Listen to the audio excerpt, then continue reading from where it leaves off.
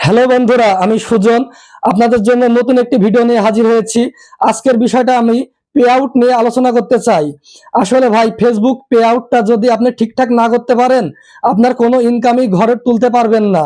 এই জন্য ভাই, অনেকেই অনেক রকম কথা বলে যে টিন সার্টিফিকেট লাগবে না, এটা লাগবে না, এটা করে দেব, এটা দেব। অবশ্যই ভাই, এই ভুলটা কোনো সময় করবেন না।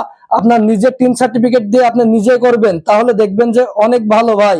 আর নিজের ব্যাংক অ্যাকাউন্টটাই দিবেন, যেটা আপনার জন্য সব সময় স্থায়িত্ব হবে।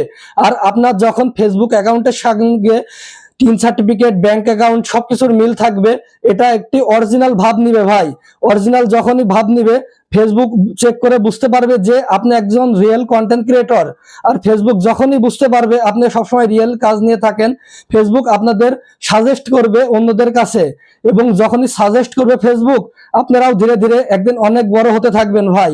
ফেসবুক পে আউটের বিষয়টা আপনি সব সময় নিজেরটাই করবেন, নিজের ব্যাংক অ্যাকাউন্ট, টিন সার্টিফিকেট, এগুলো সব সময় নিজের গুলাই দিবেন ভাই। আর অন্য কোনো কারোরটা দেবেন না। আর যে পে আউটটা ভালো সেটিং করতে পারবে তাকে দিয়েই করাবেন। কোনো সময় ভুল পে আউট সেটিং করবেন না।